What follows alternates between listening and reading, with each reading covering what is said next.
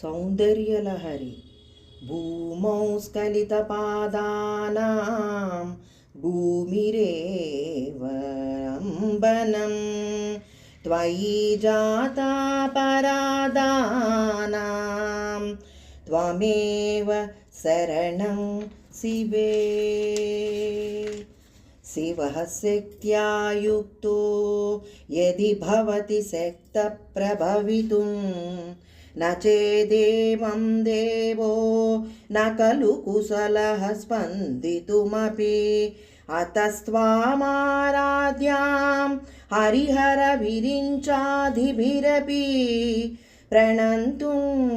स्तोतुं वा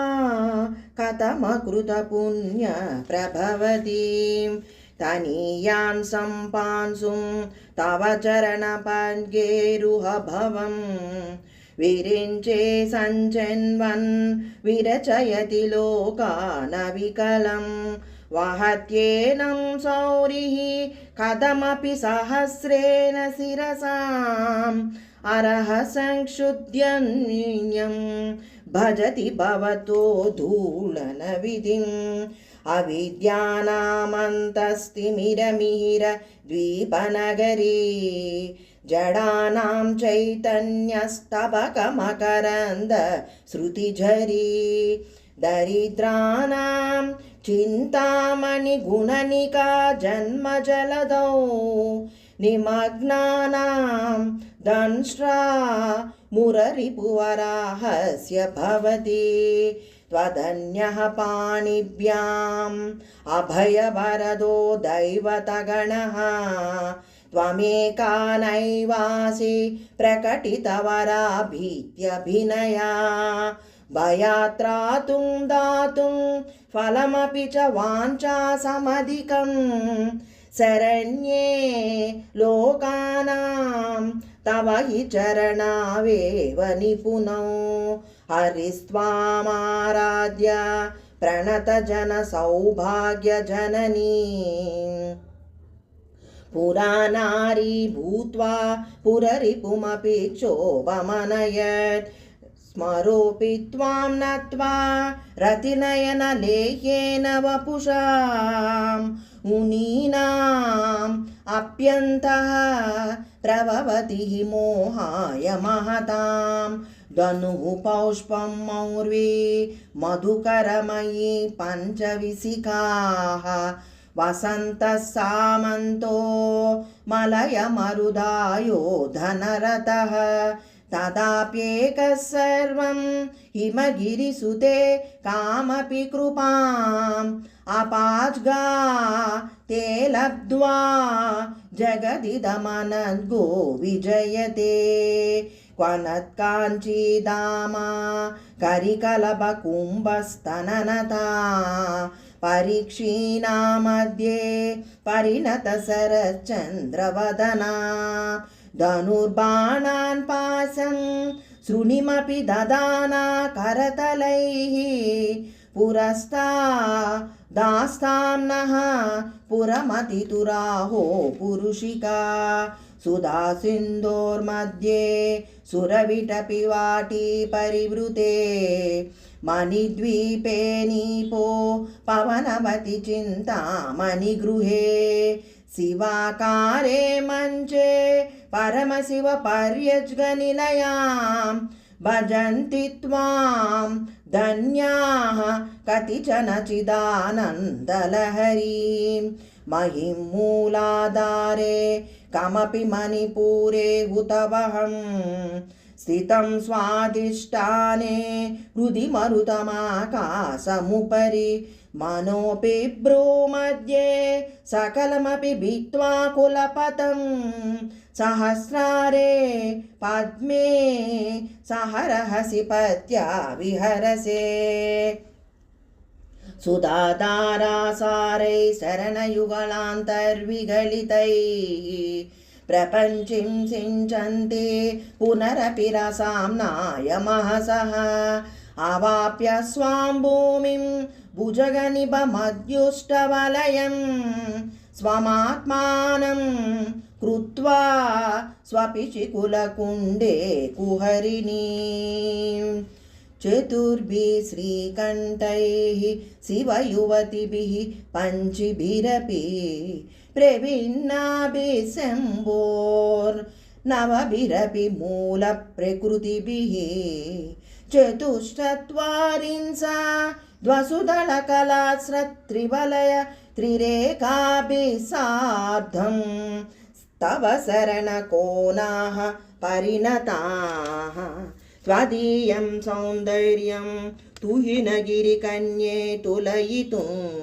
कवीन्द्राः कल्पन्ते कथमपि विरिञ्चि प्रभृतयः यदा लोकौत्सुक्या दमरुललनायान्ति मनसा तपोभिद्दुष्प्रापामपि गिरिससायुज्य पदवी नरं वर्षीयांसं नयनविरसं नर्मसुजडं तवापाज्गालोके पतितमनुधावन्ति शतशः गलद्वेणीबन्धाः कुचकलशविस्रस्तसिचयाः हठात् कृत्यत्काञ्च्यो विगलितदुकूला युवतयः क्षितौ षट्पश्चिसा द्विसमधिकपञ्चशदुदके हुतासे द्वाषष्टि चतुरधिकपञ्चाशदनिले द्विविद्विषत्रिंशान् मनसि च चतुष्षष्टिरिति ये मयूकास्तेषाम् अप्युपरि तव पादाम्बुजयुगम् शरज्योत्स्ना शुद्धां शशियुत जटाजूटमकुटां वरत्रासत्राना स्फटकगुटिका पुस्तककरां सकृन्नत्वा नत्वा कथमिव सतां सन्निदधके मधुक्षीरद्राक्षा मधुरिमधुरीणाः फणितयः कवीन्द्राणां चेतः कमलवनबालातपरुचिं भजन्ते ये सन्तः कतिचिदरुणामेव भवति विरिञ्चि प्रेयस्य तरुणतरशृङ्गारलहरी गभीराभिर्वाग्भिः विदधति सतां रञ्जनममी सवित्रीभिर्वाचां शशिमणिशिलापङ्गरुचिभिः वसिन्याद्वाभिस्त्वयां सहजननि सञ्चिन्तयतिरः सकर्ता काव्यानां भवति महतां भङ्गरुचिभिः वचोर्भिर्वाग्देवी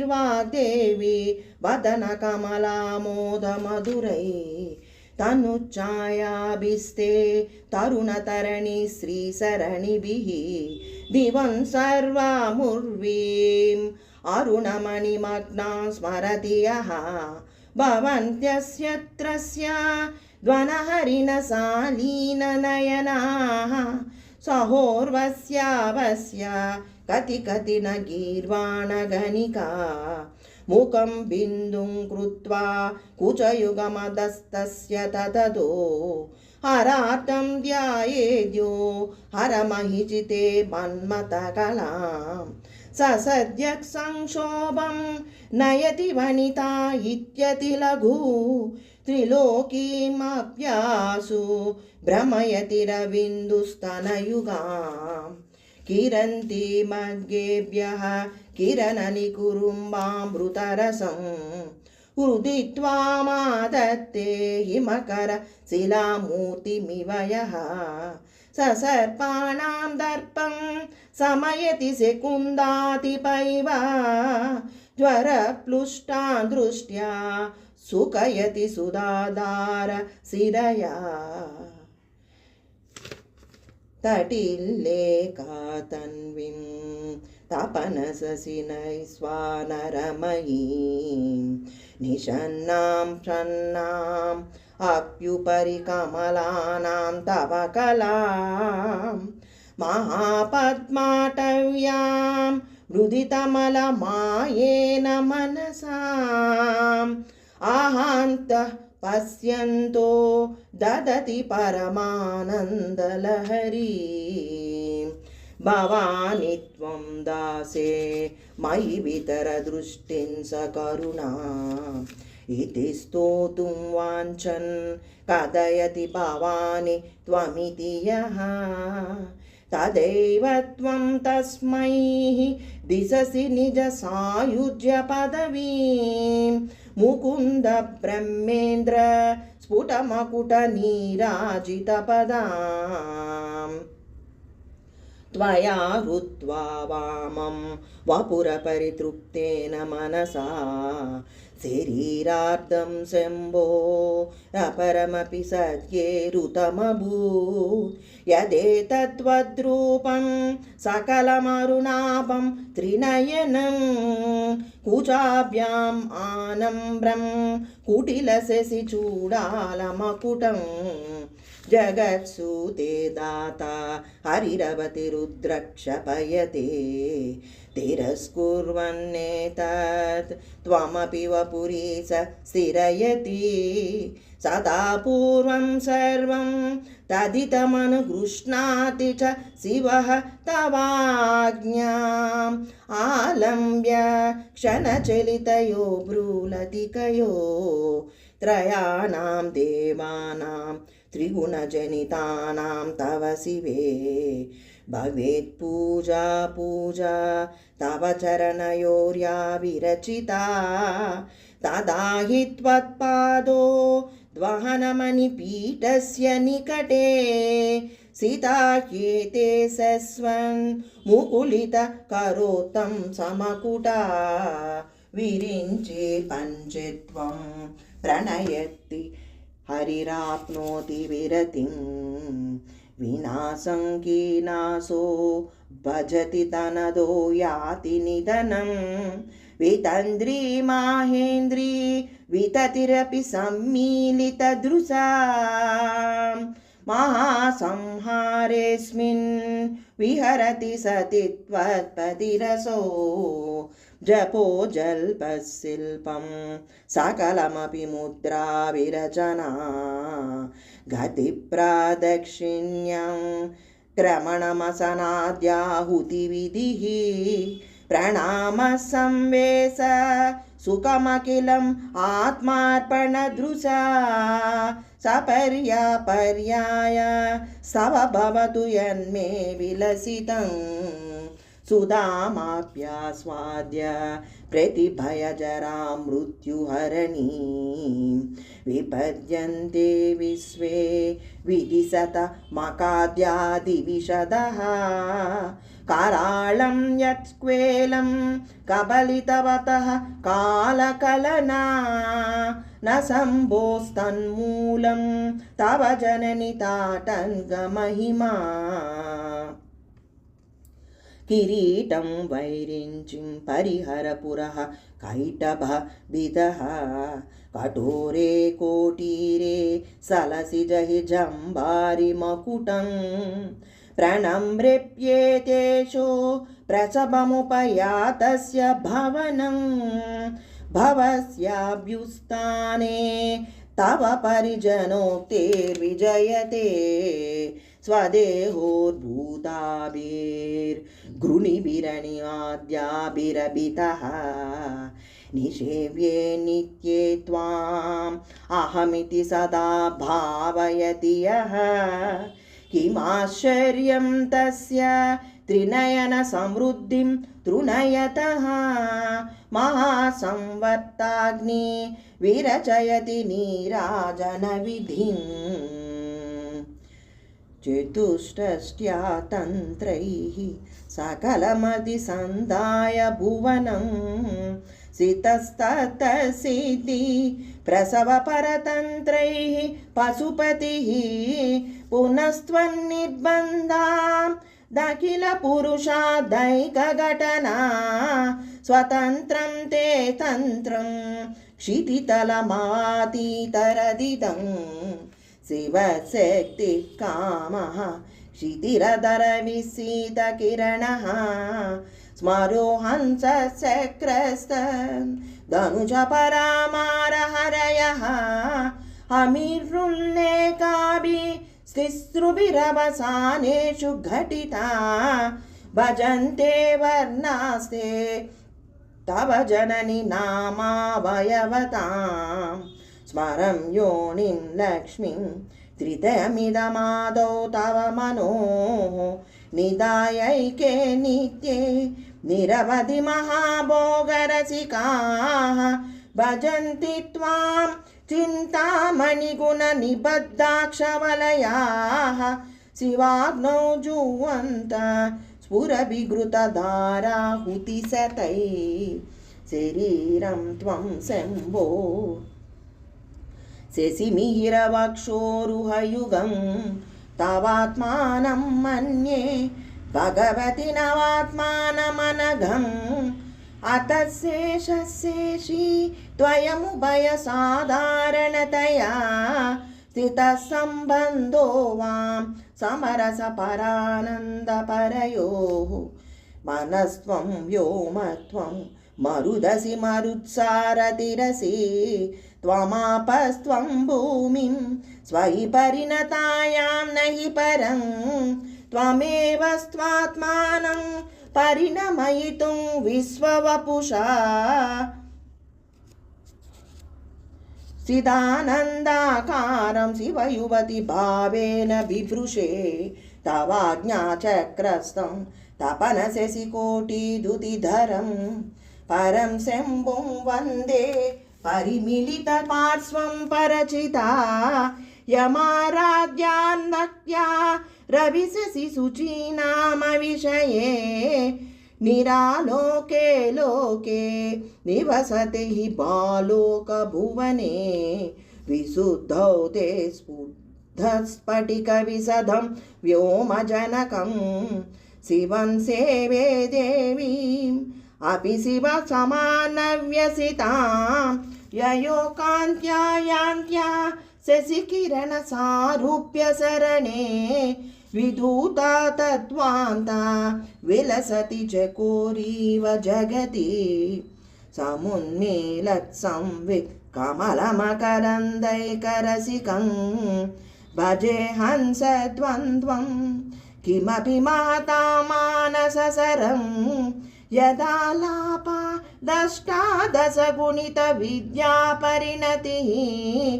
यदा दत्ते दोषान् गुणमखिल मध्यः पय इव तव स्वादिष्टानि उतवहमधिष्ठाय निरतं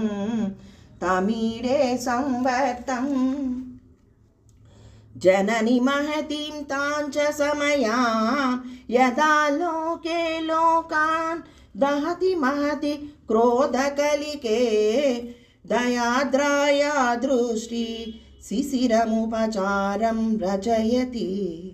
त्वटिस्त्वस्त्यं शक्त्या तिमिरपरिपन्दिस्फुरणया स्फुरन्नानारत्ना भरणपरिणदेन्द्रधनुषं तव श्यामं मेघं कमपि मणिपूरैकशरणं निषेवे वर्षन्तम् अरमीरतप्तं त्रिभुवनम् तवाधारे मूले सहसमयया लास्यपरया नवात्मानं मन्ये नवरसमहाताण्डवनटम्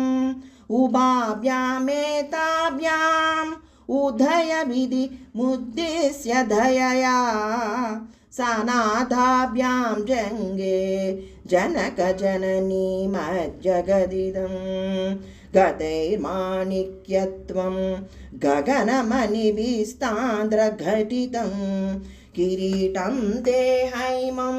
हिमगिरिसुते कीर्तयति यः सनीडे यच्चाया चूरणसबलं चन्द्रसकलं धनुःसौनासीरं किमिति न निबध्नाति दिशलां दुनोतुध्वान्तं न स्तुलितदलितेन्दीवरवणं घनस्निग्धश्लक्षणं चिकुरनिकुरुम्बं तव शिवे यदीयं सौरभ्यं सहजमुपलब्धुं सुमनसो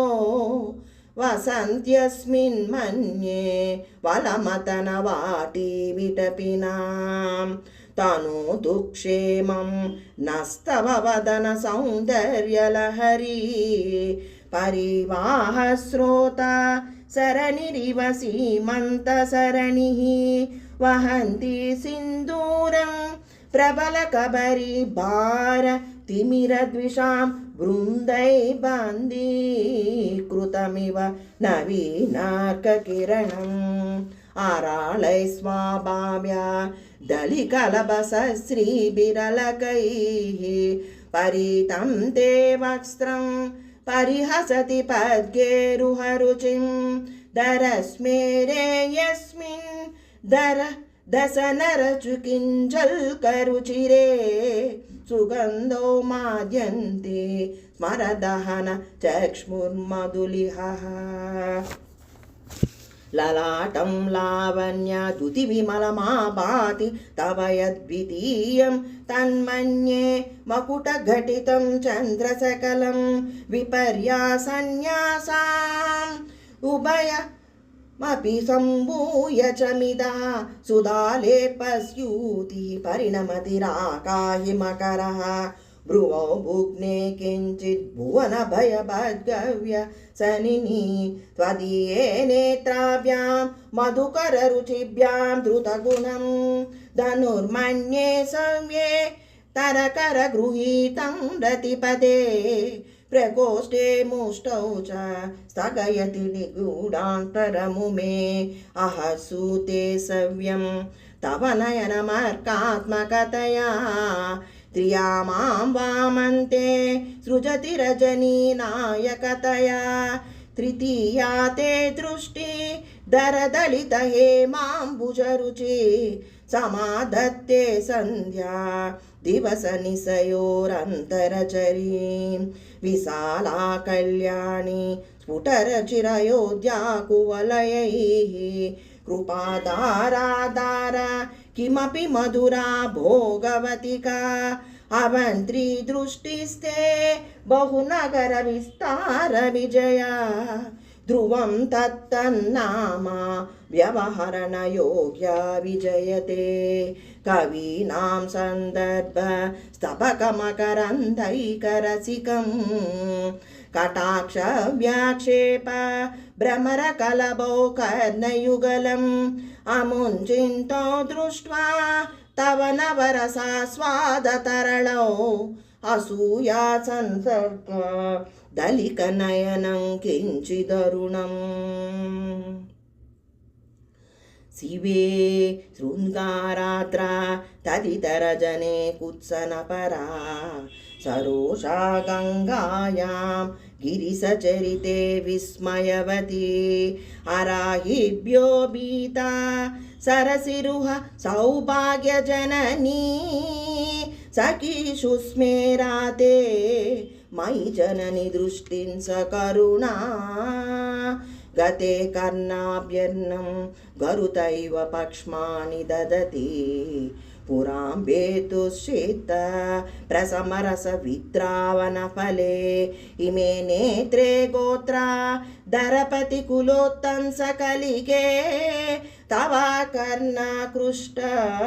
स्मरसरविलासं कलयतः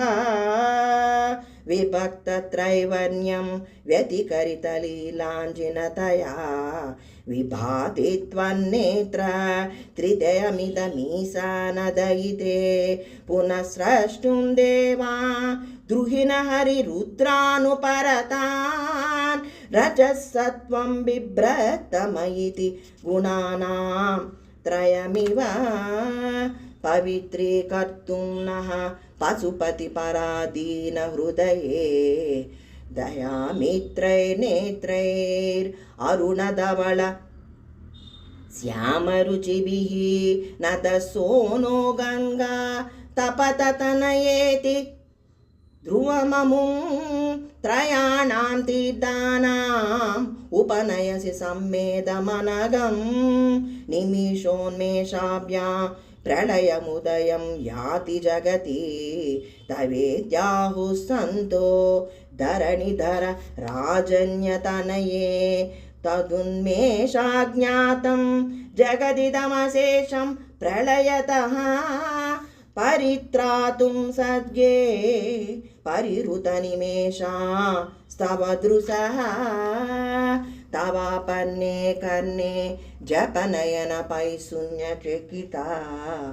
निलीयन्ते तोये नियतमनिमेषा सफरिका इयञ्च श्रीब्रद्ध चतपुटकवाटं कुवलयं जहाति प्रत्यूषे निशिच विघटय्य प्रविशति दृशाद्रागीयस्या धरदलितनीलोत्पलरुचा दवीयांसं दीनं स्नपय कृपया मामपि शिवे अनेनायं धन्यो भवति न च ते हानिनियता वने वा हर्म्ये वा समकरनिपातो हिमकरः अराळं ते पाळि युगलमगराजन्यतनये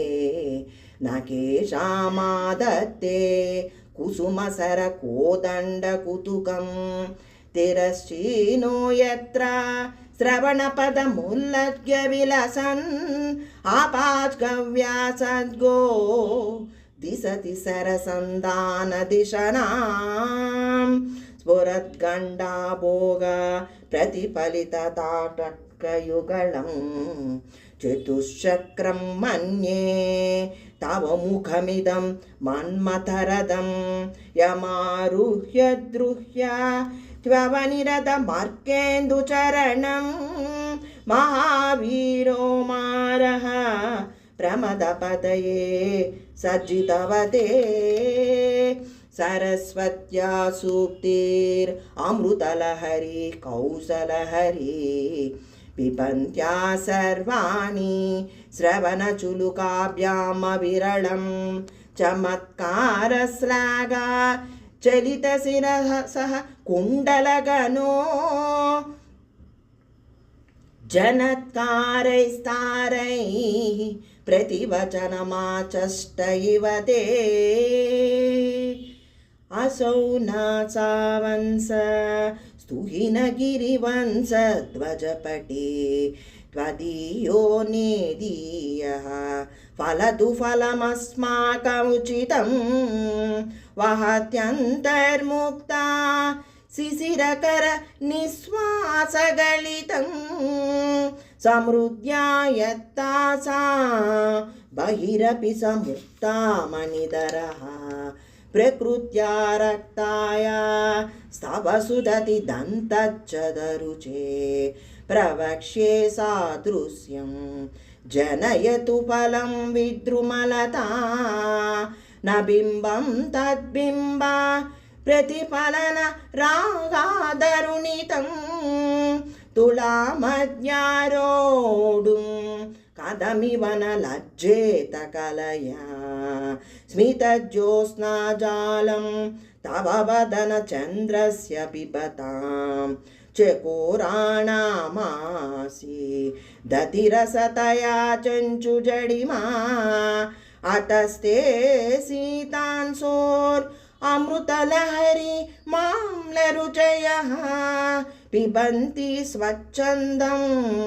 निसि निसि भृशं काञ्जिकदिया अविश्रान्तं पत्युर्गुणगणकदाम्रेडन जपा पुष्पचाया तव जननि जिह्वा जयति सा यदग्रासीनायाः स्फटिकदृशदच्चविमयी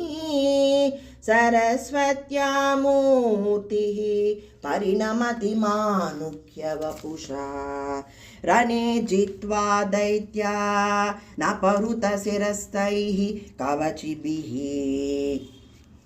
निवृत्तैः षण्डांसा त्रिपुरहर निर्माल्य विमुखैः विशाखेन्द्रोपेन्द्रैः शशि विशद कर्पूर सकला विलीयन्ते माता स्तववदन ताम्बूल कबला विपञ्ची गायन्ति विविधमपदानं पुररिपो स्वयारब्धे वक्तुं चलितशिरसा साधुवचने तदीयैर्माधुर्यैरपलपिततन्त्रीकलरवां निजां वीणां वाणी निचुलयति चोलेन विवृतं कराग्रेण सृष्टं तुहिनगिरिना वत्सलतया गिरिसेनोदस्तं मुहुरधरपानाकुलतया करग्राह्यं शम्भो मुखमुकुरवृन्तं गिरिसुते कथं कारं ब्रूम स्तव चुबुकमौपम्यरहितं भुजाश्लेषा नित्यं पुरदमयितुः कण्डकवती तव ग्रीवा दत्ते मुखकमलनालश्रियमियं स्वतस्वेताकाला गरुबहुलजम्बालमलिना मृणालीना नित्यं वहति यददो हारलतिका गला रेखास्तिस्रो गतिगमक गीतैकनिपुणे विवाहव्यानद्दा प्रगुणगुणसद्या प्रतिभुवः विराजन्ते नाना मधुर विधमधुररागाकरभुवां त्रयाणां ग्रामाणां सितिनियमसीमानैव ते मृणाली मृद्वीना तव भुजलतानां चतसृणां चतुर्भिः सौन्दर्यं सरसिजवव सौतिवदनै नकेभ्यस्तंस्रंस्यन् प्रथममदनानन्दकरिभो चतुर्णां शीर्षाणां सममभय हस्तार्पणधिया नकानामुद्योतै नवनलिनरागं विहसतां कराणान्ते कान्तिं कदय कदयामः कदमु मे कयाचिद्वा साम्यं भजतु कलया हन्तकमलं यदि क्रीडलक्ष्मी चरणतललाक्षारसजनं समन्दे विस्कन्द द्विपवदन पीतं स्तनयुगं तवेदं नः खेदं हरतु सततं प्रस्नुतमुखं यदालोक्य सज्गा कुलितहृदयो हासजनकः स्वकुम्भौ हेरम्बः परिमृशति हस्तेन जडिति अमूते वक्षोजा अमृतरसमाणिक्यकुतुपौ न सन्देहस्पन्दो न गपति पताके मनसि नः पिबन्तौ तौ यस्मा दभितवतु सज्गरसिकौ कुमारावद्यापि द्विरदवदन क्रौञ्चिदळनौ वहत्यम्बस्तम्भे रमदनुज कुम्भ प्रकृतिभिः समारब्धमुक्ता मणिभिरमलं हारलतिका कुचाभोगो बिम्बा धररुचिभिः रन्तसबलिता प्रतापव्यामिश्रा पुरदमयितुः कीर्तिमिव ते तव स्तन्यं मन्ये धरणिधर कन्ये हृदयतः पयपारवारः परिवहति सारस्वतमिव दयावत्या दत्तं द्रमिलशिशुरास्वाद्य तव यत्कवीनां प्रौढानाम् अजनिकमनीय कवयतः हरक्रोधज्वाला ज्वलवलिभिरवलीडेन वपुषा गभीरे तेनाभि सरसि कृतसद्गो मनसि जहा समुत्तस्थौ तस्मा दचलतनये धूमलतिका जनस्तां जानीते तव जननि रोमावलिरिति यदेतत्कालिन्दे तनुतरतरज्गाकृति शिवे कृसे मध्ये किञ्चे जननि तव यद्भाति सुधिया विमद्दातन्योन्यं कुचकलशयोरन्तरगतं तनुभूतं व्योम प्रविशदिव नाभिङ्कुहरिणी स्थिरो गङ्गावत्तः स्तनमुकुल रोमावलिलता कलावालं कुण्डं कुसुमसरतेजोहुतभुजः रते लीलागारं किमपि तव नाभिं गिरिसुते बिलद्वारं सिद्धे गिरिसनयनानां विजयते निसर्गक्षीणस्य स्तनतटपरेण क्लमजुषो नमन्मूर्ते नारी तिलकसनकैत्रुट्यत इव चिरन्ते मध्यस्य त्रुटिततटनी तीरतरुणा समावस्थास्ते नो भवतु कुशलं शैलतनये कुचौ सद्यस्विद्या तटघटित कूर्पासबिदुरौ कषन्तौ दोर्मूले कनककलशाभो कलयता तव त्रातुं भङ्गा दलमिति वलग्नौ तनुभुवा